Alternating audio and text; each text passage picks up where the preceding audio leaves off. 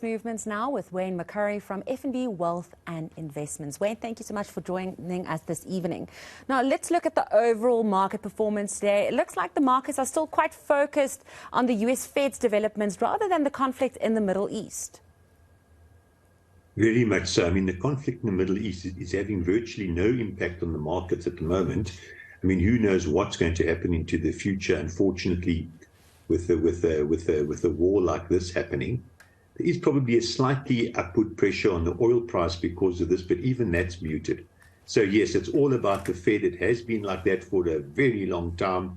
And the latest couple of days, be hearing a few comments. A Fed governor spoke last night, one of the regional governors, and maybe we're not going to get that interest rate increase that the Fed was contemplating when they had their last meeting.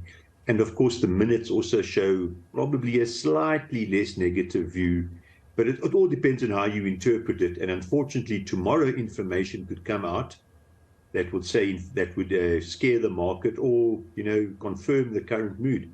In this type of environment, we all know that inflation is falling and will continue to fall. And we all know that interest rates will eventually come down. But right now, at, I suppose, the top of the cycle, there's a lot of uncertainty around. If we look now to something like the price of Brent crude, there has been a slight pullback today. I think it was at about almost 2.5%. What can we attribute this to? Well, look, Brent crude, when it was going towards 100, was all about supply restrictions. In other words, Saudi Arabia and Russia were limiting the supply of oil. That's why the price went up. It's not driven by demand. Demand's quite poor worldwide, and we can see that in other commodity prices, especially for South Africa, the palladium price, the platinum price, the iron ore price, the coal price. These have all fallen quite dramatically on the back of a global economic slowdown because of higher interest rates and inflation. So oil was really standing out there as the exception. And for whatever reason, because Russia and Saudi Arabia are not pumping more oil, the price fell from the 95 to about the 85 level.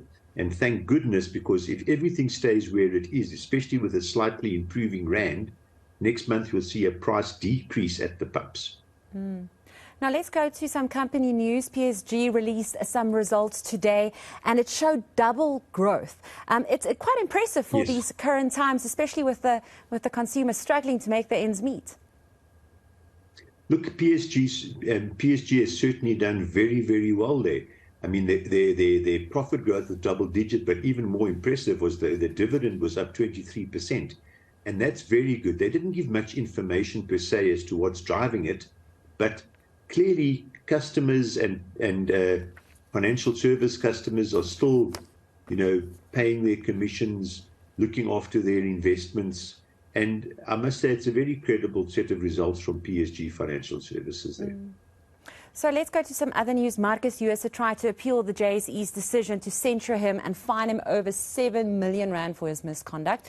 And the Financial Services Tribunal has rejected that consideration and says he is still liable. But firstly, will he ever pay? And especially with the business being delisted and liquidated on Friday this week. Yeah, look, eventually Marcus User will pay. Eventually Marcus User will go to court. We will see censure against him. Unfortunately, the wheels of justice turn incredibly slowly. So whether that's happening next year or in 5 years' time or in 10 years' time, you don't know. But eventually, justice is actually served and he will have to pay up, and he could very easily, if not inevitably, serve some jail time because of this. Now, Wayne, just a last one on the rand. We see it strengthened quite a bit against the dollar today. But can we expect a bit of a fall from that because of the conflict in the Middle East? Well, obviously, the conflict doesn't help. And whatever the result is going to be because of the conflict is uncertain at this stage. I think the rand's going to stay, I don't know, in this 18, 15, 19 range for a while. But when interest rates fall and global economic growth picks up, we'll see a resurgence in the commodity cycle, which is very good for South Africa. So on, I don't know, a 2-year basis, 3-year basis, I'm very positive about the rand. And I know it sounds almost outrageous, But I think the rand in 2-3 years' time could actually be 17 against the dollar or 16.50 on the back of a stronger commodity cycle, because that's what the rand normally does. You must remember, whatever we're going through now in South Africa is primarily driven by a downturn in the commodity cycle.